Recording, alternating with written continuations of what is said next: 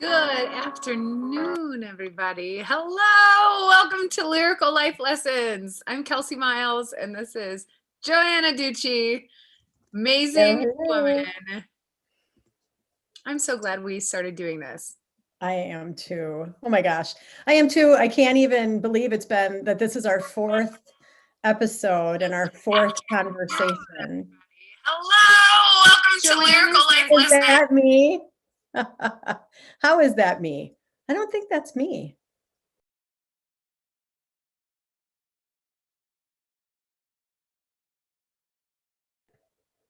Try that again.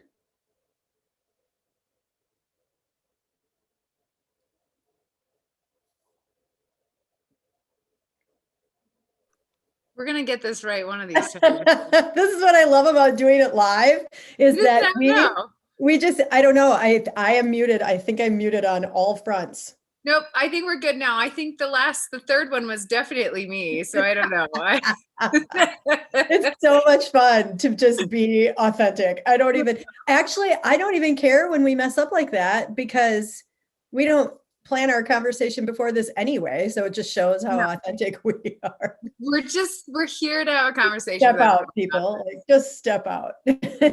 We're here with everyone. And yes, that's right. You chose this song Cats in the Cradle by Harry Chapin. And so many of you already watched it, which is awesome. I worked on it. It took me way longer than I meant to. I was up until 2 a.m. last night recording this and finishing the edits until about 2 a.m. Because I kept crying. I kept messing my heart because I was crying. It was and what was funny about the song choice was that this was something 2 years ago. My dad asked me if I knew the song. We were really connecting and laughing about how he goes, "You are just like me." And then he asked me if I knew this song, and then it's a song wait, you should record that song. You should do it. And I never did. And then and I loved the song, and it's funny because it's one of those things that it meant so much to me that he wanted me to do it that I didn't want to mess up. So then I just didn't do it. And then when you brought up doing Cats in the Cradle and having that be a conversation piece today, and you have a really, you have a very deep meaning as to why you want to talk about that, with it being your mom's 5th birthday after she passed. I connected with you even more then, because I was like, well, I have a connection with it too. And although it's different, we connected again on another level. And I think everyone here can connect with this song, Cats in the Cradle. Yes, I totally agree. And in fact, when it came up, Angela, who's been with us every week, I love it. Thank you, Angela. She's like, are you fucking kidding me? Or I think something like that, because she had just brought this song up over the weekend before that. And in a context relative to relationships and, the whole idea of what's behind the song. And so I just love the synchronicity of when these things come up. But the look on your face when I mentioned that song, I think we were on video when I mentioned it, and the look on your face told me it was the right song. Because I struggled. I'm like, today's my mom's birthday, and there's so many elements to our relationship over the years. How do I even try and have a conversation about that is actually truly deep, inside my core of who I am, to pull the lessons out from the relationship? And the song just kept coming back to me. And you're not the only one who cries. I bawl my eyes out when I hear this song every time. And your cover, Kelsey, was amazing. You did it. Yeah. I was pretty happy with how the emotions came out through it. It was it's interesting to be sitting in a living room. I was in my living room by myself, and then while my cat was around trying to make noise. No, she was sleeping, I think, during it. That's right. And to have all of that emotion, I just want to tell everyone here, this live stream that we do is really amazing. I'm so grateful for it, because I feel like I get to show you some some of the emotions and just like really let it out. And then I meet with you all on Friday, and then we could talk about what I recorded earlier this week. And so it kind of helps me bring a full circle, so that way I can hear what you think about it. And it feeds back. Then I use that when I record something else, to make sure that the emotions of that song are coming through.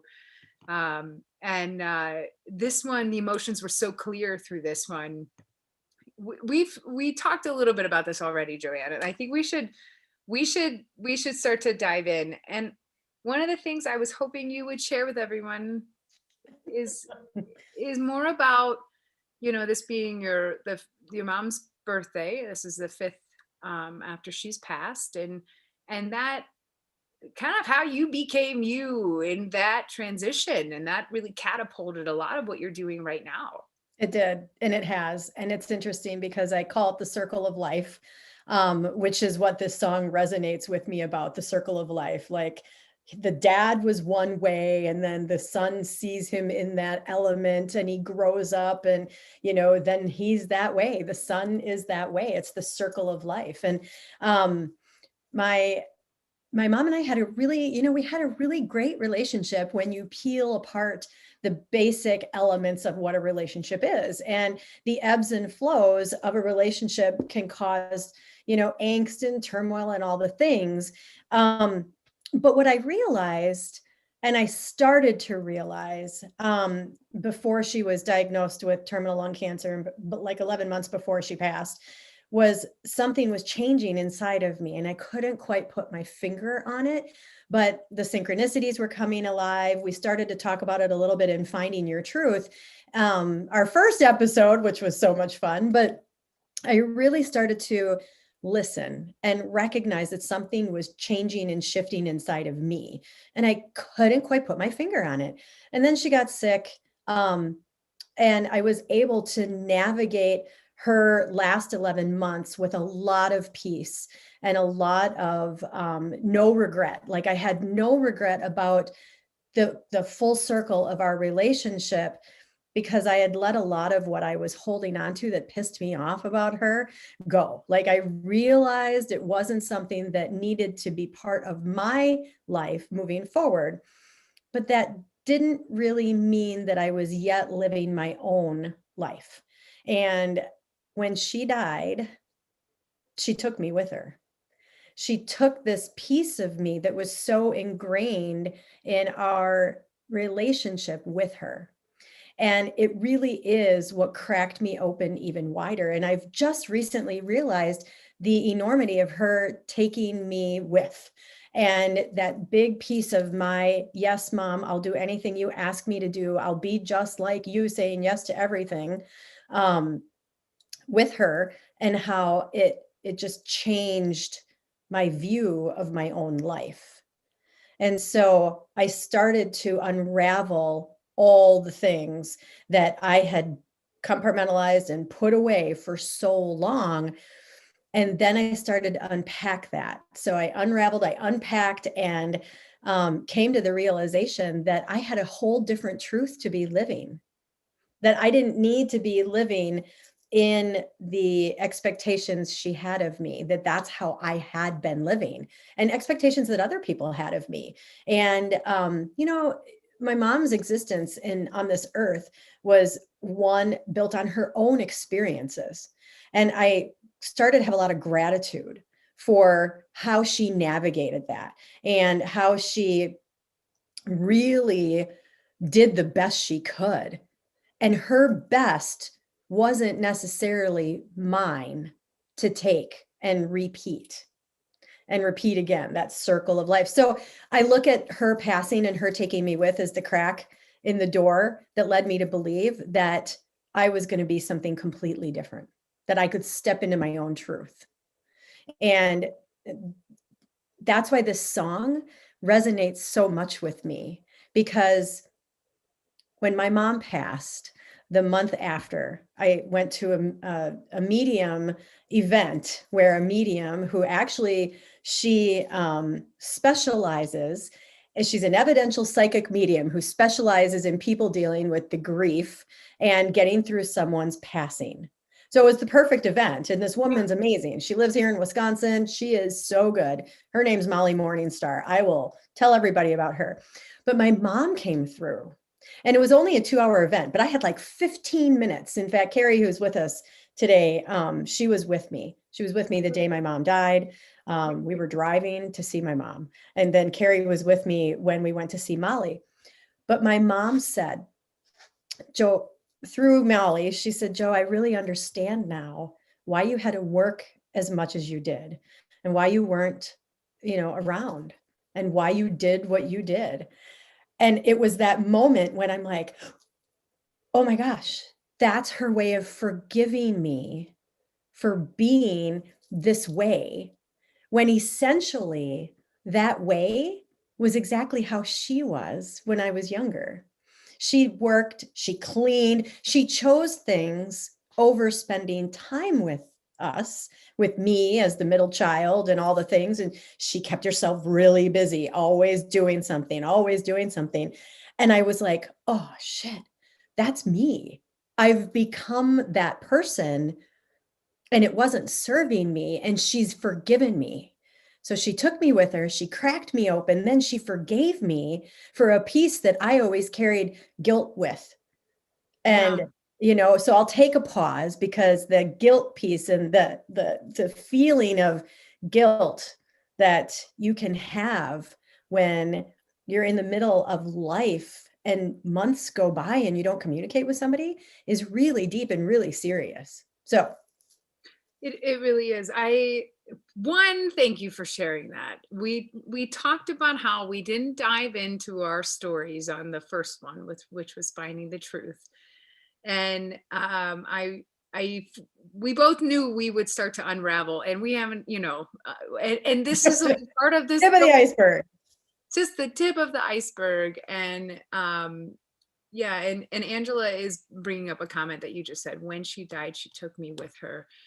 But I think when I hear you, when you say that, is not this negative, it's not this negative connotation. It's more of a, it's almost as if your mom took the part of you that she helped create, like, and this Yeah, part that really wasn't serving you to the full extent. And, right. and, what do you Yeah. think about when this forgiveness that you received, um is it almost as if they're forgiving themselves too? It's like Yeah. accepting that it was the way it was. In this song, I view that it's not just like it's not a song just about regret. There's so much hope. I just find it to be. I'm going to read the chorus for everyone. And I think it's kind of what you brought up with her forgiving you, and this idea of acceptance of this whole circle of life that comes back full circle. So it says, and the cat's in the cradle and the silver spoon, little boy blue and the man in the moon. And that's the beginning of the chorus. And Joanne and I laughed. We went through all the nursery rhymes to like see how they combined all of them. Cats in the Cradle is that string game, but it's really bringing up this childlike sense. And then it says, when you coming home, Dad, I don't know when, but we'll get together then. I know we'll have a good time then. And when I was singing those, it's just this childlike hope, and it's just yearning for the best thing, and not worrying if it's not ideal right now and not quite what you wanted. And I view the song not just full of regret, but just this hope that um I that it will work out okay, and that there is some acceptance, and there's this beauty in the acceptance. And when you talked about your mom, feeling that your mom had forgiven you, it just sounds like this really beautiful point of acceptance. Yeah.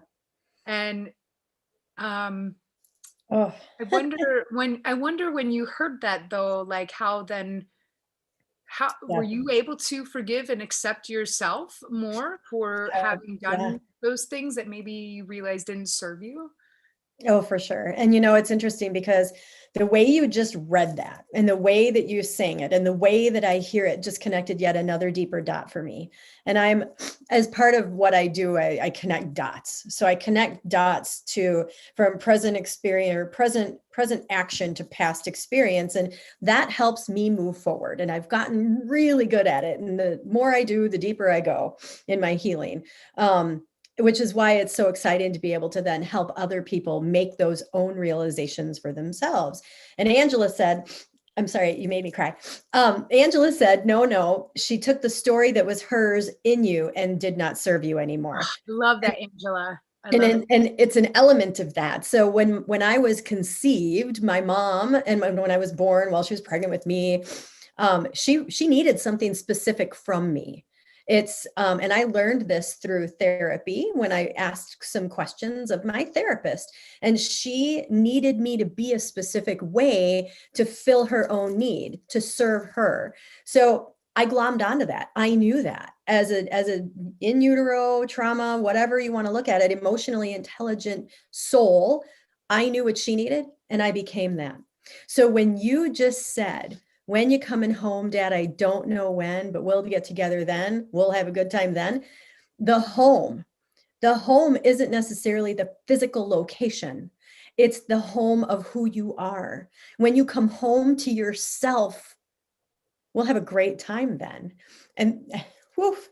Oh, you don't know. One of us has to not cry at this. Well, that's exactly what my mom gave me. Coming home. I love when you're coming home to yourself. She released me from needing to be what I needed to be for her in this lifetime here, which gave me the ability to be find my true self, create my true self, and be me coming home to myself.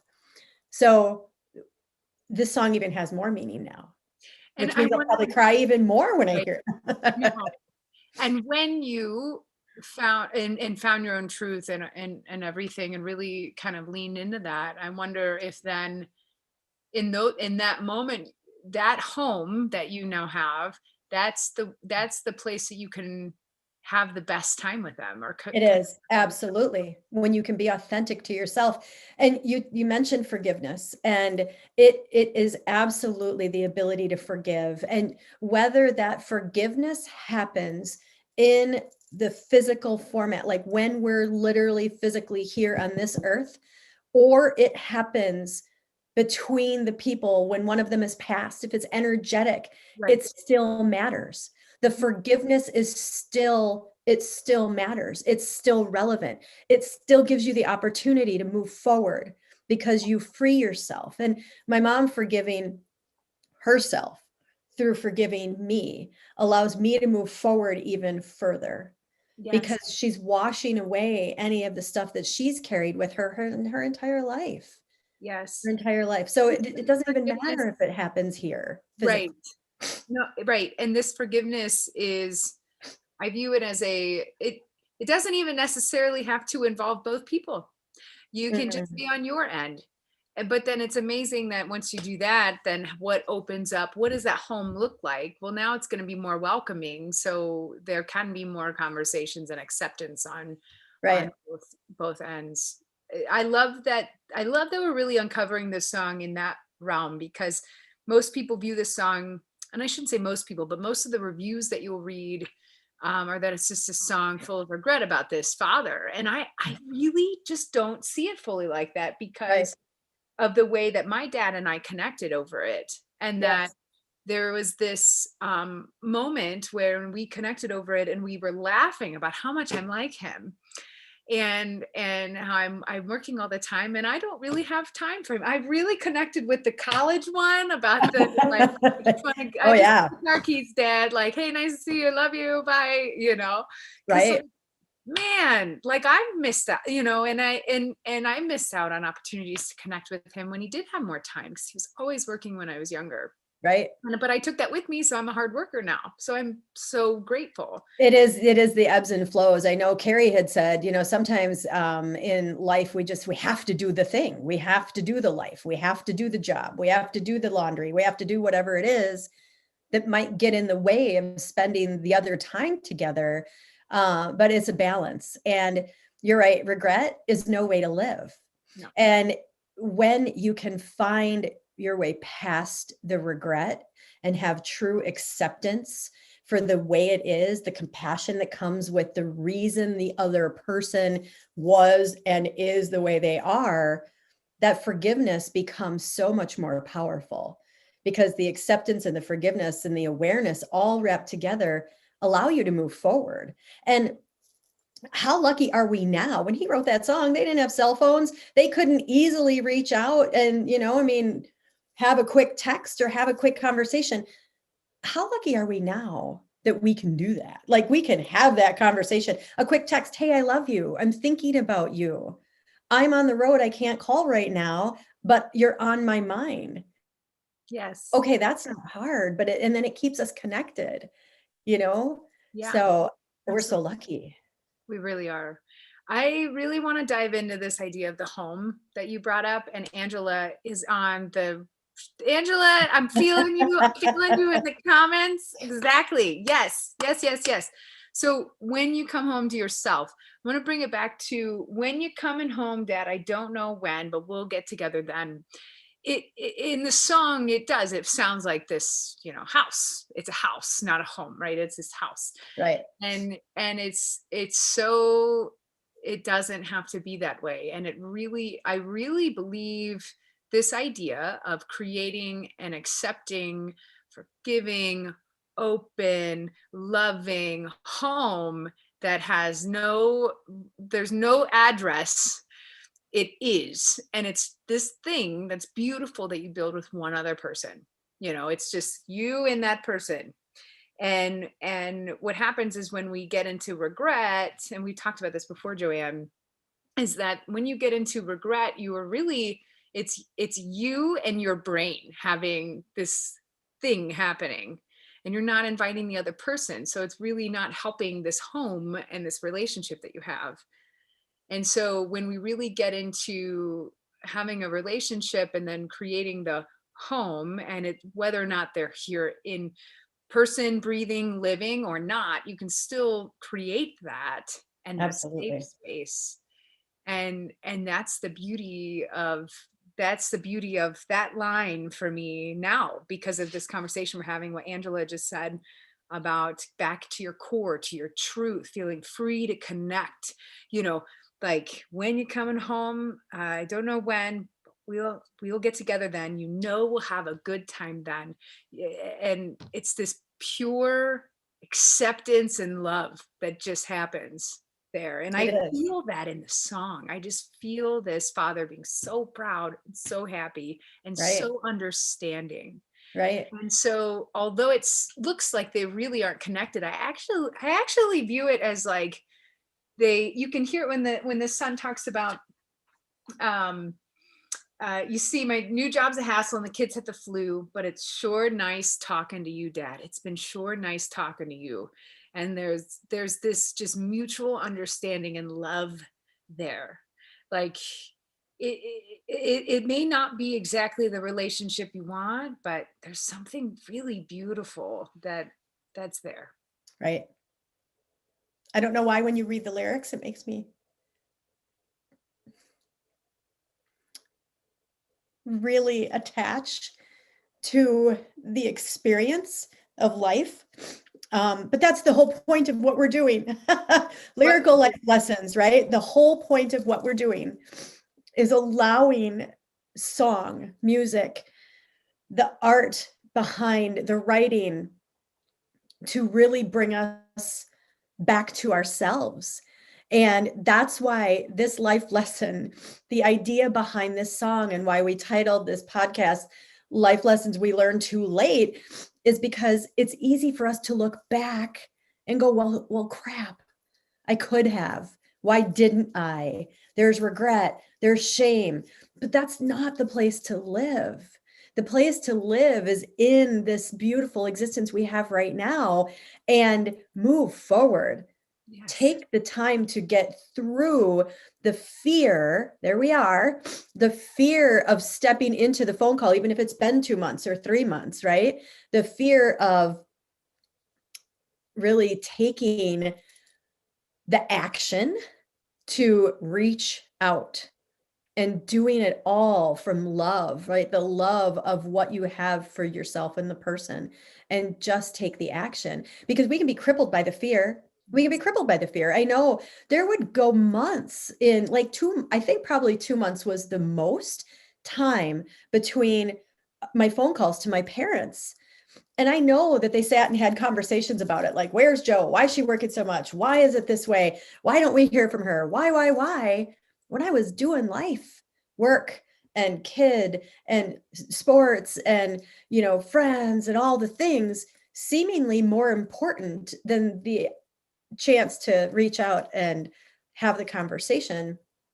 Plus, there was that little bit of edge of, I don't need them. I don't have to have the conversation. It's Right. okay, right? The edge of, I'm going to do it my way, all the things we tell ourselves.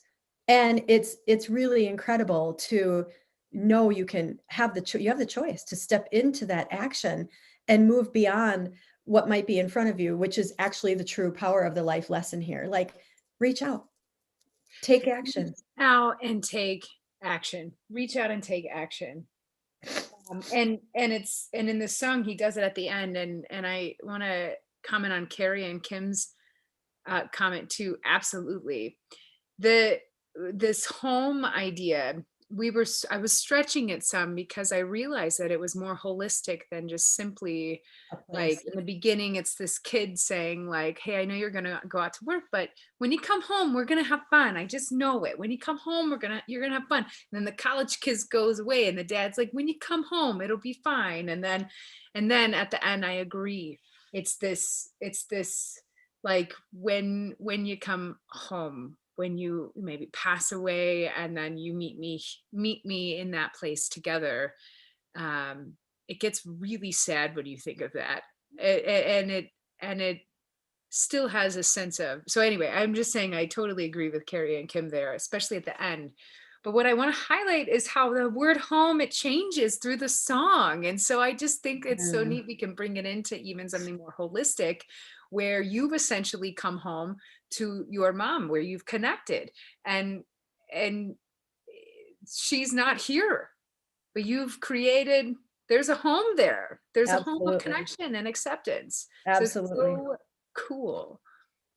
Yep, absolutely. And I really, Valerie is commenting on what you just said, Joanne. If that parent is still with you, reach out. I lost my mom 2 years ago, but lost her to Alzheimer's years mm, before, way too long, and it's gone. I'm so sorry, Valerie. Guess who called their father today? That was me. Called my dad today. I told him about what I had done. I emailed them the song, and he goes, "Oh, you listened to the song finally?" I said, "No, Dad, I recorded it."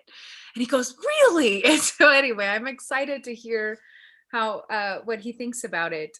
We didn't have a long conversation. He had things to go, but I'm grateful, and I'm just so grateful that I have my parents in my life. It's something that I'm really grateful for.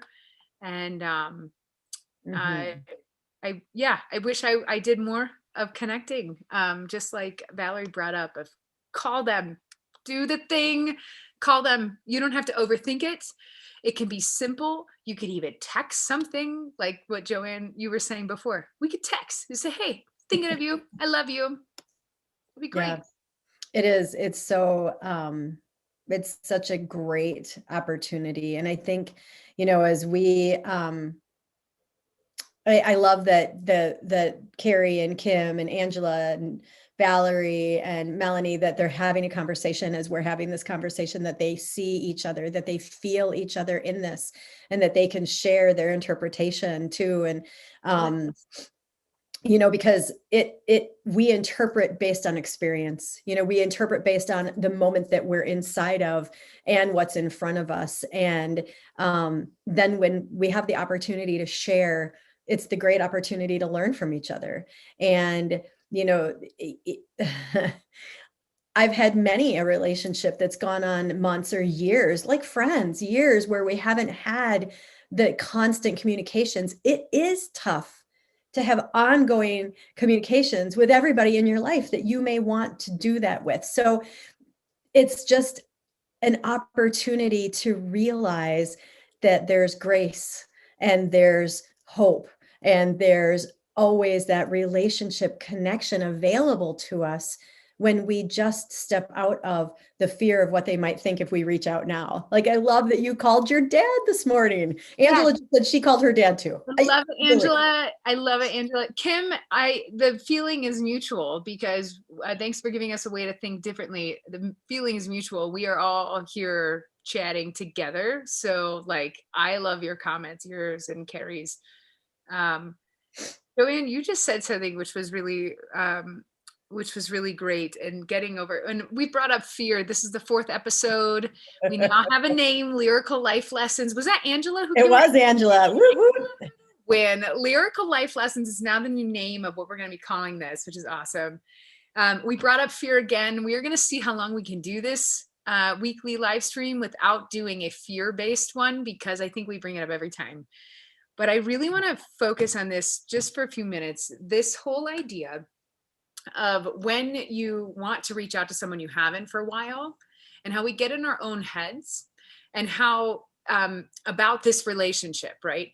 And I think for me, a big turning point for me has been my relationships is with me and that other person, not with me and my brain, like thinking and thinking and thinking, right? So like when I get into that zone of being worried, being assuming what they're going to say when I bring it up, I'm no longer creating that connection with them. I'm pulling inward, and now I am here with my ruminating thoughts, making assumptions and all that. And so I think it's important that, yes, you want to go connect with someone. Like, the only way to really do it is you just go for it and listen and accept what will come back, and not come in with this,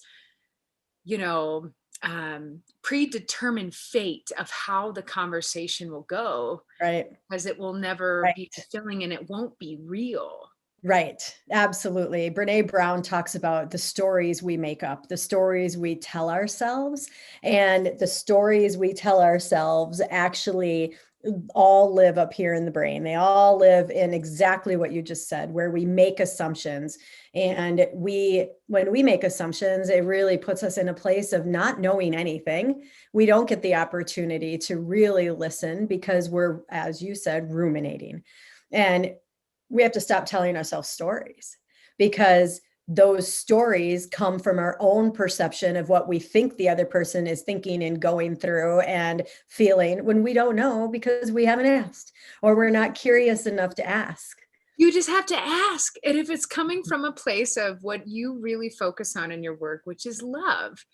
And in my last song, one of the songs we covered in I think it was episode 3, was You Ain't Missing a Thing. And I have a line in there that said, there's no regret with good intent. And if you have good intent, or there's love involved, or compassion or something behind what you're asking, then like, what are they going to say? Like, they might tell you, no, I don't want to talk about it. And it's up to them to, but sitting there with that thought you're not building the relationship. It's between two people, and not you and your brain. That's right. A big turning point for me. That's right. Angela, it sounds like that connected with you as well. Out of our heads, into our hearts, connect with the other person. And life lessons we've learned too late? No, we're just deciding that we want to act on them now. Right.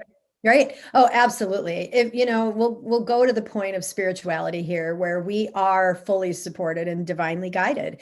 And that is what I believe to be so beautiful about all the bad, all the good, every experience I've ever had, I have all kinds of gratitude for.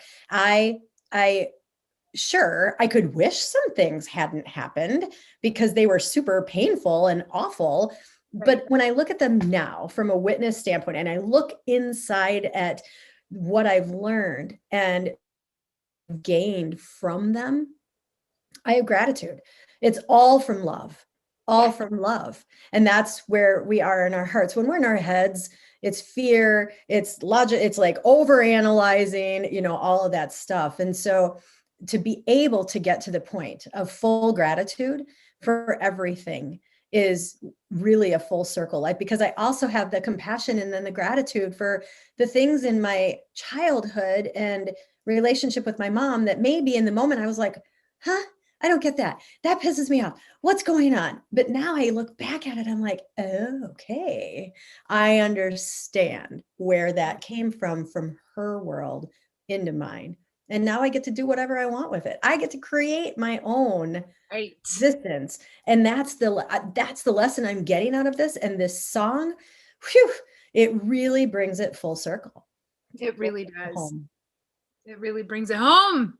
So it does. And Sue says, when I was in college, and even after that, when I was on my own, the rule was that I call home every week. There were so many times when I felt like it was such an imposition to make time for the call. Oh my gosh, Sue, I totally feel the imposition. Yes. That feeling of, it's their expectation and now I have to do it. And yes. And then she says, Mom and Dad have been gone for many years. How I long for those days when we talked to each other. Yes. Mm-hmm. I feel you, sister. I feel you. Very, very much. Long for those days. I remember when my mom passed, and whenever we would talk about what she'd made for dinner. And, there were only like 5 things that they were rotating through. So it was like, oh, today we've made, and I would hear the whole story for the 35th time. And I would roll my eyes and be like, okay, I can do this. I can breathe through this conversation. And it would almost cause me to want to hang up very quickly instead of really figuring out what else we could have a conversation about. I wanted to be done. Right. And Sue, just like you, then when, she passed, I was like, boy, I'd give anything to get that daily update on what they made for dinner. I just want to, yeah, that would be right. Yeah. So this was a fantastic conversation. I'm really grateful. We just had this, because this helps me bring it full circle for me, hearing what everyone thought about the lyrics as well. Like, this is amazing. Now we should probably wrap up. We don't. Oh, it's already 12:30. I know. I love this. Now, we don't have topic picks for next week, and we would love input from you guys, what you would like to hear. And so you can put it here in the chat, or you can reach out to us. Kim had an idea. Oh, hey, great. Kim, will you share with Kelsey and I together what your idea was? Do you remember? And I would love, anybody else that has any ideas, of course, we're tracking those. I feel like Carrie, did you have an idea too? I know. I love it. Yeah. Well, definitely. I want to hear those ideas as well. And so we'll definitely do that. Thank you so much for everyone showing up today, joining the conversation. I feel like we're really creating, a cool community, specifically looking into music and how that connects us. And what I love about this is that through your week, until we see you next Friday, as things come up that maybe pop up from this conversation, because they will, what I love that we're doing is you do have a song that I covered, so you can go back and listen, and maybe it'll help you kind of go for full circle. And I think this idea with having the music involved with what we're doing I think it can really speed recovery and just healing and thinking and all the. I agree with you, Kelsey. The speed to recovery and healing, it's the aha moments that allow us to really move through the healing. And your lyrics in your songs, lyrics in other songs, and even just the emotion and the feeling that you put into the covers when you sing them. And when they see, anybody who's watching sees the emotion come through you, is also a point of connection. It's a beautiful piece. And, as we build this community, we become more energetically connected. And we talked about synchronicity and how you and I how this even happened. Yes. I wanted to share something that popped into my text this morning. And I was like, Really? What the heck is that? So my mom loved, just we'll close out with something about my mom since it is her birthday. Yes. She loved being all put together and, having her hair done and all her makeup on. And she had to draw her eyebrows on as she got older because she had plucked them all out. So she drew her eyebrows on and lipstick and her hair. And she had multitudes of brushes and curling brushes and heat wands and all the things. And she always had super short hair. But today, I get this text from this company called Lang, who has hair products that I purchased a brush that you can dry your hair with that straightens because I'd gotten my mom's when she passed and it just wasn't working for me. So I bought my own from this company. The text today says Mother's Day sale. Mother's Day is not until May. It's not Mother's Day, but today on my mom's birthday, I get Mother's Day sale. The code, love you. The code is love you. The code is love you. For $20 off. And there was another tool that I'd wanted to purchase about a week ago. And I'm like, no, I'm not going to spend the money. It's $100. Not going to do it. So mom loved QVC. She would always text my sister or call my sister and I text. I wish she just did. And tell us that something was on sale and we should go buy it. Well, thank you, Mom, for the Mother's Day sale on your birthday with the code love you for $20 off of something. $20 off. Come on. I mean, really, there are signs everywhere that they're there with us even after they pass. So, for Valerie, who had mentioned that she lost her mom 2 years ago and before that with Alzheimer's, I would love to hear your connections with her, Valerie, because she's there with you. She's there with you. And yeah, holy smokes, Carrie says, right? Literally, holy smokes. Holy smokes. Because she was a smoker and, from lung cancer, she passed. Holy smokes, that it's, yeah. Anyway, so cool. What we've done here, Kelsey, is really special for me. And I know it is for you. And, really special. It's special for all of us. And this is just the beginning. It's just the beginning. Oh, Angel. We love you guys. And I just want to say, hey, when Kelsey comes up with a cover, keep commenting because it really does impact, on the cover in her YouTube channel. It impacts the way, Kelsey feels. And I'm just going to speak for you about what she's done. Yes. And Doug wrote this amazing, what he felt and how you pulled the song together. And yeah, it means a lot to me when I hear you talk about those things. So yes, Valerie. Thank you so much for joining us, everybody. Thanks, you guys. All right. Have a great rest of your days. Thank you. See you later. Bye.